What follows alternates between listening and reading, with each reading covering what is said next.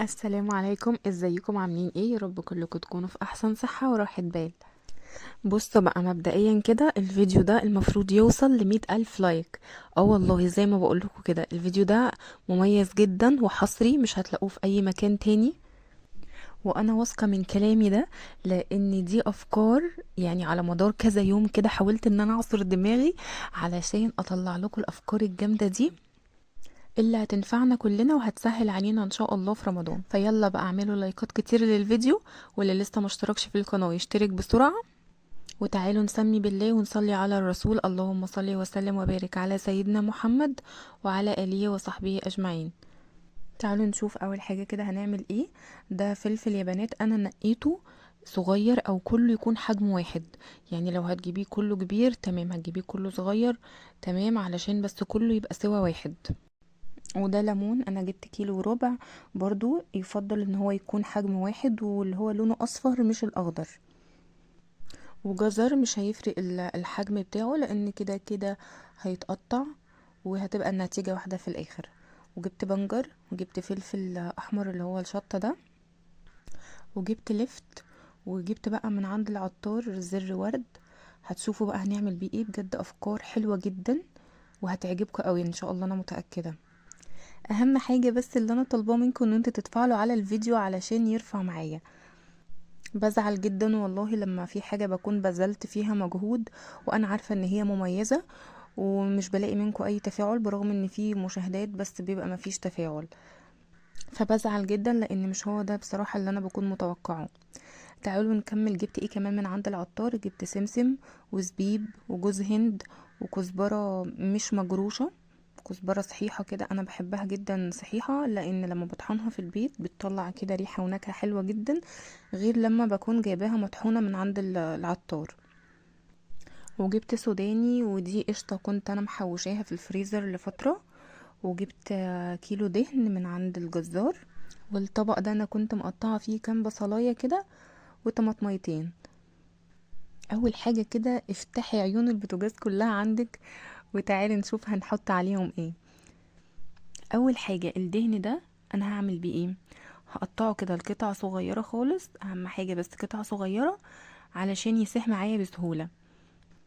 ده يا بنات دهن بلدي بقري او جاموسي مش هتفرق، المهم ان هو يكون دهن حيواني. عاوزة اقول لكم الدهن ده حلو جدا، وحاجة كده بتعمليها في البيت بتطلع لك سمنة بلدي نظيفة مضمونة، مش مضرة خالص. هقول لكم دلوقتي هنعملها بطريقة حلوة جدا غير اللي منتشرة وغير اللي معظم الناس بيعملوها بتبقى مضرة بالصحة. هعمل معاكم طريقة حلوة جدا ان شاء الله، اعتمدوها بجد، صحية ومفيش منها اي ضرر اطلاقا. دلوقتي بقى نشوف الوصفة التانية. بصوا بقى احنا هنعمل ايه، زي ما قلت لكم هنفتح كل عيون البوتاجاز، عايزين نشتغل في كل الوصفات اللي هتتحط على النار مرة واحدة، علشان لما بعد كده بقى نخش في الوصفات اللي هي مش بتتحط على النار يكون الوصفات اللي بتتحط على النار بردت، فمش عايزين نضيع معانا وقت يعني. هي دي، مش هنبدأ الأول في السهل وبعد كده نستنى بقى الحاجة لحد ما تبرد اللي هنيجي نحطها على النار ونضيع اليوم بتاعنا كله. لا، احنا عايزين ننجز وقت، لأن فكرة التفريزات أو التحضيرات دي أساسها توفير الوقت، فهنيجي بقى نوفر وقت واحنا بنعمل الأكلة الأساسية بتاعتنا وهنضيع وقت واحنا بنجهزها. لا، فاحنا عايزين نستغل الوقت في كل وقت وفي كل مكان. انا قطعت البصل حتت صغيره وما استخدمتش الكبه لان انا عاوزه البصل يكون واضح معايا، مش عاوزاه فرم ناعم. الحله التانية حطيت عليها القشطه وطيت عليها النار خالص، وكذلك الدهن برضو في حله تانية وطيت عليه النار خالص. والطاسه الرابعه دي فيها جوز هند وبرضو وطيت عليها النار. زي ما قلت لكم ايدينا كده تكون شغاله في كل حاجه علشان ننجز وقت. هنا انا ببشر الطماطميتين، واول ما البصل عندي تدبل او اللي هو رايحه تصفر شويه، انا مش عايزاها تصفر قوي او تتحمر قوي، هي بس يا دوبك كده تدبل، وهنزل عليها بالطماطميتين المبشورين. ممكن تستخدمي الكبة، انا هنا في معظم الوصفات هستخدم حاجات يدوية، يعني قطعت البصل على ايدي والمبشرة استخدمتها في الطماطم برضو بشرت بيها الطماطم. معظم الحاجة نقدر نعملها على ايدينا، مش عايزين نوقف نفسنا بكبة او بأي حاجة خالص. عندك الكبة خير وبركة، هنستخدمها وهتنجز معانا وقت وهتوفر معانا مجهود وكل الكلام الحلو ده. ما عندكيش، مفيش حاجة هتوقفك، ابدأي اعملي الحاجة بايديكي، والحاجة هتطلع جميلة جدا طالما عاملاها بايديكي وبكل حب يا ست الكل. تعالوا بقى نشوف هنعمل ايه تاني. احنا موطين خلاص على الحاجة كلها، انا لسه معلتش النار، هقول لكم امتى بس هنعلي النار. دلوقتي انا بقلب في القشطة وبقلب في الدهن وبقلب في البصل وبقلب في جوز الهند. اهم حاجة بقى واحنا بنقلب في الدهن ممكن نسيبه كده يتغطى شوية صغيرين، لان انا عاوزة البخار يطلع فيسوي معايا الدهن اسرع. الطريقة دي يا جماعة هنستبدل بيها الزيت. الزيت لما بيتحط وبيغلي كتير على درجة حرارة ده بيكون مش صحي اكتر حاجة. فاحنا هنا استبدلنا ان الدهن يستوي بالزيت بان هو يستوي على البخار. فدي طبعا طريقة صحية، مش طريقة مضرة بالصحة خالص، عشان انا عارفة ان في ناس بتقلق ان هي تسيح الدهن بسبب ان احنا بنحط له زيت، والزيت طبعا بيغلي كتير وده زي ما قلت لكم مش صحي. فهنوطي النار زي ما قلنا ونغطيه كده شوية بس ينزل المية بتاعته والدهن يستوي شوية على البخار، وهتلاقوا بقى بعد كده نزل السيمونية بتاعته وابتدى بقى ان هو يسوي نفسه منه فيه من غير اي اضافات تانية. ايدينا فيه على طول علشان الدهن ما يلزقش معايا في الحلة. وكذلك برضو القشطة هفضل برضو اقلب فيها، وما ننساش جوز الهند نفضل نقلب فيه علشان ما يتلسعش معانا. اهم حاجة بس نفضل موطين النار لحد ما نحس انه خلاص نزلت كده سمنة شوية كتار، وبعد كده هنعلي النار عادي جدا. بصوا بقى شايفين دي السمنة طلعت معايا من القشطة.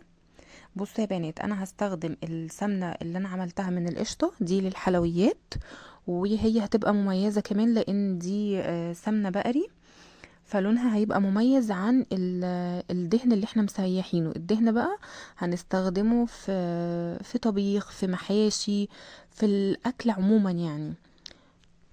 مش هينفع استخدمها في الحلويات خالص طبعا علشان ريحتها مش زي الريحة بتاعة السمنة البلدي. هقول لكم دلوقتي ازاي نضيع الريحة اللي بتكون موجودة في الدهن وهتبقى ريحتها حلوة جدا، بس برضو مش هينفع نستخدمها للحلويات. عشان كده انا سيحت القشطة، قلت هستخدم برطمان السمنة البلدي اللي عملته بالقشطة، ده هستخدمه للحلويات. والسمنة اللي انا سيحتها بالدهن هي دي اللي انا هستخدمها للطبيخ.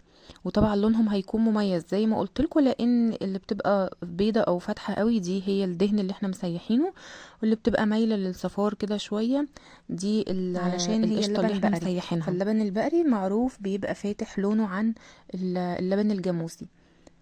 انتوا شفتوا هنا بقى حطيت على الدهن ايه؟ حطيت مقدار كوبايتين من اللبن بعد ما حسيت ان الدهن كله ساح. ده زي ما قلت لكم كيلو من الدهن، فالكيلو بياخد كوبايتين من اللبن. طيب لو هعمل نص كيلو هياخد معايا كوباية واحدة بس من اللبن. فايدة اللبن هنا ايه؟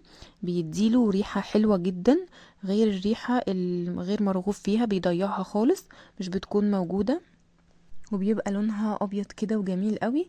بتتصفى طبعا من كل اللي فيها. اول ما بنحط اللبن بنستناه شويه برضو يعمل على النار ان هو يطلع المرطه بتاعته ويفصل السمنه تفصل عن المرطه، وكله في الاخر بيتصفى مره واحده. والمرطه اللي طلعت من الدهن دي يا بنات بصراحه انا مش بحب اكلها، يعني هي زي ما قلت لكم عشان الدهن بس بيبقى فيه ريحه كده مش مرغوب فيها. انما طبعا المرطه اللي طلعت من القشطه دي كان احلى مرطه ممكن تاكلوها. بتحطوا لها بس سنة ملح كده بتبقى طعمها خطير. اعملوها كده في سندوتشات بجد بتبقى حلوة قوي، مع الفول كمان بتبقى خطيرة. فممكن تخش معاكم في اي حاجة في اي اكلة بجد هيبقى طعمها حلو قوي.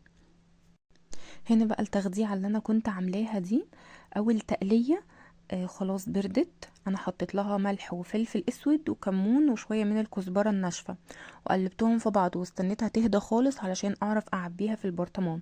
طب يا دينا دي انت هتعملي بيها ايه؟ دي يا بنات انا هستخدمها كحشوة للطعمية. انا بعشق حاجة اسمها طعمية محشية، بحبها جدا. فطبعا الطعمية مش بتبقى متوفرة في المطاعم في رمضان، فان شاء الله هنعمل برضو العجينة في البيت هنجهز بقى الحشوة بتاعتها دي علشان تبقى معانا جاهزة في الفريزر لما نحتاجها ناخد منها بالطلب. تعالوا بقى نشوف الوصفة اللي بعد كده، وصفة جوز الهند. انا يا بنات ما بحبش اسوي جوز الهند ان هو يتحمر قوي، لا يا دوبك بس كده ياخد لون، يعني جزء منه ياخد لون والجزء التاني يبقى لونه لسه ابيض زي ما هو. لان سبحان الله كل لون فيهم بيبقى ليه نكهة مختلفة. فانا مش عايزة اسوي جوز الهند خالص يبقى لونه كله متحمص كده، لا انا عايزاه نص ونص. فلحد كده ما اوصل للون ده هطفي عليه واسيبه برضو يبرد خالص، وبعد كده هحطه في برطمان مع شوية من السوداني المطحون والزبيب. هفضل بقى ارج بقى في البرطمان ده كويس جدا لحد ما احس ان كله امتزج مع بعضه.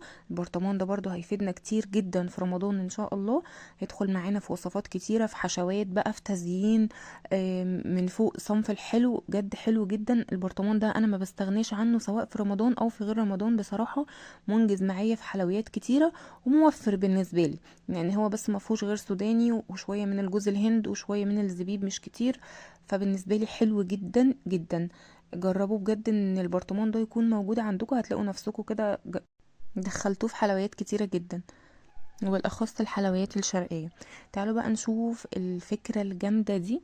ده فستق كداب، مش كداب قوي يعني، نص نص عشان احنا ما بنحبش نتكلم كدابين. فهنستخدم ايه بقى للفستق الكداب؟ لون غذائي، ده مخصص للطعام، فما تقلقوش ما فيش منه اي ضرر خالص، ده بيبقى مصرح من وزارة الصحة. هتلاقوه عند العطار، عند مستلزمات الحلواني موجود يعني ومتوفر.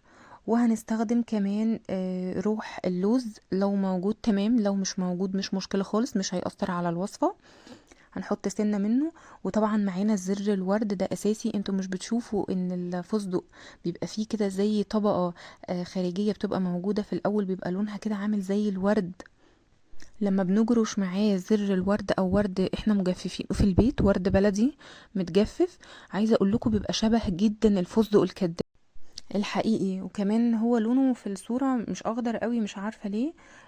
بس لا هو لونه اخضر كده وفاتح لون الفستق بالظبط. طبعا انتوا عارفين دلوقتي الفستق سعره وصل كام، فاحنا عايزين نوفر اكتر حاجة. لو جينا حطينا منه كميات هيبقى الموضوع مكلف جدا، مش معقول كل صنف حلو هنعمله هنحط فيه فستق، فالموضوع هيبقى صعب. تعالوا بقى نشوف البرطمان التالت ده.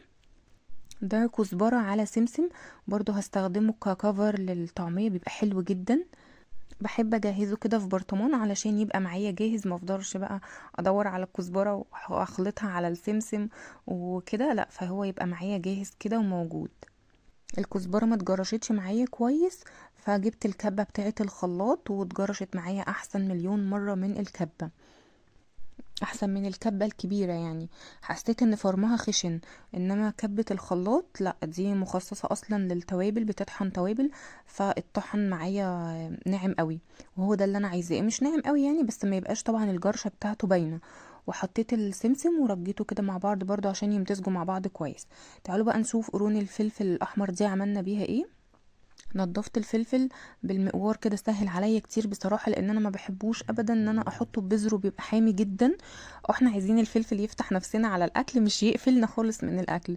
فانا بشيل البذر بتاعه بالمقوار زي ما انتوا شفتوا كده، الموضوع بيبقى سهل معايا، والبذور بتطلع بمنتهى السهوله، اسهل كتير من ان انا افتحه بالسكينه واطلع بقى البذور بايدي. فطبعا ايدي هتفضل اليوم كله مشطشطه و هتوجعني بقى. فالاسهل ان احنا نعمله بالمقوار كده، هيطلع معانا البذر بسهوله من حطيته غير في ما ايدك الكبه مع تلمسه. راس توم كبيره كده ومتقشره، وشويه من الخل، شويه حلوين. انا استبدلت الليمون بالخل، الوصفه الاساسيه فيها ليمون بس انا مش هستخدم ليمون، انا بخاف استخدم في اي وصفه ليمون، هشيلها في التلاجة. الليمون طبعا انتوا عارفين ان هو بيمرر، فبتغاضى بصراحه عنه، بستبدله بالخل علشان اتفادى النقطه دي. وبحطوله شويه زيت زيتون، ممكن برضو تحطي زيت عادي بس انا بحب بصراحة زيت الزيتون في الهريسة. والتوابل ملح وفلفل اسود وكمون وكزبرة ناشفة. عملت كل ده في الكبة، تقدري تطحنيه كده بالهون، بجد بيبقى حلو جدا. انا كنت بعمله برضو بالهون، كان بيبقى مهروس اعملي كده بيه بقى وحلو قوي. البتنجان المدحرج، احشي بيه. اعملي سمك مشوي وشيلي قلب السمك وحطي مكانها الهريسة دي، بيبقى تحفة في السمك المشوي. استخدميه بقى جنب فراخ مشوية، جنب اي حاجة، بجد هيبقى تحفة قوي. طول ما هو جاهز عندك هتستسهلي اي اكلة تعمليها. ده ايه يا بنات؟ ده لفت. جبت اللفت، قشرت القشرة الخارجية دي اللي فيه وغسلته كويس جدا، وهبتدي بقى ان انا اقطعه بالقطاعة دي اللي هي مخصصة للمخلل عشان تطلع معايا الشكل ديجراديه كده، حلو جدا بصراحة. جبت بقى البرطمان الكبير ده للمخلل، هقطع بقى كل كمية اللفت اللي موجودة عندي. دول يا بنات تقريبا كيلو وربع او كيلو ونص، مش فاكرة بالظبط. هيفضل معانا مقرمش لاخر وحدة مخلل، وعلشان يبقى لونه حلو كده بينك وجميل هنجيب وحدتين من البنجر، هنغسلهم كويس طبعا بعد ما نقشرهم، ونبتدي بقى نبشرهم كده بالمبشرة. هيديله لون حلو قوي، وكمان هيبقى غني بقى بالحديد، لان انتوا طبعا عارفين ان البنجر فيه حديد، فهيبقى اخدنا قيمة غذائية، وكمان الشكل بتاع اللفت هيبقى حلو. هنحط على البنجر المبشور لتر من المية، عليهم شوية كده من الملح، مقدار مثلا 3 معالق كبار كده من الملح، او براحتك انت حابة الملح زيادة حابة الملح اقل، براحتك خالص، دي في ايدينا يعني. وشوية من الخل، وهقفل البرطمان كويس جدا، وهسيبه بقى عندي كام يوم كده، وهفتحه بجد هيبقى حلو قوي. تعالوا بقى نشوف هنعمل ايه مخلل برضو تاني. هنعمل مخلل الجزر، بجد حلو جدا. خلي بالكو انا لما جيت عملت هريسة الشطة انا ما حطيتهاش كلها في البرطمان، يعني خليت البرطمان يتملي للاخر، والشوية اللي فضلوا معايا دول انا هستخدمهم للمخللات. بجد بيودوا المخلل كده في حتة تانية خالص، بيدوله نكهة وطعم حلو قوي لما بنضيف له هريسة الثوم. انا جيت بقى اقطع الخيار كده، لقيت نفسي ان انا هقطع نفس التقطيعه اللي انا مقطعاها للليفت، فقلت هغير كده واقطعها فينجر. فعلشان يتقطع معانا فينجرز لازم نعمل الجزرايه كده من النص، نقسمها اتنين، وبعد كده بقى هيتقطع معانا زي ما احنا عاوزين صوابع. انما لو عايزين تقطعوا التقطيعه دي هو بيبقى زي دواير كده او حلقات، وبتقطعوه اتنين، دي زي تقطيعة اللفت. انما دي الصوابع دي بتبقى حلوة قوي للجزر، بيبقى شكله زي الجزر اللي احنا بنشتريه من بره، او المخلل اللي احنا بنشتريه من بره. عاوزاكم بقى تقولولي في الكومنتات ايه رأيكم في الافكار اللي عملناها النهارده، تجهيزات سهله وبسيطه. لسه طبعا ما خلصتش معاكم الفيديو، بس انا عايزاكم تسيبولي كومنت حلو كده يشجعني ويحفزني ان انا اعمل لكم سلسله فيديوهات من تفريزات وتجهيزات رمضان. احنا عملنا قبل كده فيديو سابق كان تفريزات رمضان، الفيديو كان عليه تفاعل حلو جدا ما شاء الله، عجبكم. فعلشان عجبكم قررت ان انا اعمل لكم سلسلة متكاملة من تجهيزات رمضان، فشجعوني كده بلايك وكومنت تحت الفيديو. تعالوا بقى نشوف عملنا المخلل الجزر ازاي. حطينا فيه لتر من المية على شوية من الهريسة اللي كنا عاملينهم، و3 معالق برضو كبار من الملح، وقفلنا البرطمان. ده كده تاني نوع من المخلل. تعالوا بقى نعمل تالت نوع. بصوا ده بقى العشق بتاعي، مخلل يعني ليمون، يعني زيتون. طبعا احنا الزيتون خللناه في الموسم بتاعه. الليمون بقى عايزه اقول لكم ده بيودي كده الاكل في حته تانية ويفتح نفسك على الاكل، فاحنا مش عايزين نفسنا تتفتح قوي يعني علشان ما نتخنش وكده، بس لا بجد بيخلي الاكل في حته تانية خالص، يعني ده عشقي بصراحه. انا عملته ازاي؟ حضرت الاول الحشوة، حطيت فيها شوية من الهريسة بتاعه الشطة اللي كنا عاملينها، دول اخر شوية بقى خلاص، احنا ده اخر برطمان معانا. فحطيت فيه هريسة الشطة، وحطيت جزر مبشور، وحطيت شوية حبة البركة، ولو عندكم عصفر اللي هو بيتجاب من عند العطار هيبقى تحفة، وهيبقى ليمون معصفر، هيبقى تحفة بجد جدا ويوديه في حتة تانية خالص. خلطتهم مع بعض، ودي كده هتبقى حشوة الليمون. سلقت الليمون نص سلقة، وطلعته بعد كده في مية ساقعة، فتحت كده حتة منه بالسكينة، وابتديت ان انا احط فيه الحشوة اللي احنا عملناها. وبعد كده بقى مكان الحشوة دي هحط فيها لتر من المية، عليها 3 معالق كبار من الملح، وعليهم شوية من الزيت، او خلوا الزيت في الاخر هنحطه على وش البرطمان اهو. وحطيت معاه الفلفل اللي هو كنا جايبينه كله مقاس واحد، عشان كده قلت لكم هاتوه مقاس واحد كله يكون صغير، هيستوي معانا اسرع، لان الليمون برضو ما بياخدش وقت في السوا خالص، خاصة بعد نص السلقة اللي احنا كنا عاملينها له. ايه رأيكم بقى في التجهيزات، وايه رأيكم في الفيديو بتاعي؟ هستنى طبعا رأيكم تسيبوهولي تحت في الكومنتات، شجعوني بقى كده بكومنتات حلوة كتير، ويا ريت بقى تشجعوني اكتر باللايكات، لان اللايك ده هو اللي هيرفع معايا ويا رب الفيديو. فعلا تكونوا استفدتوا من الفيديو. كل سنة وانتم طيبين وبألف خير، مع ألف سلامة.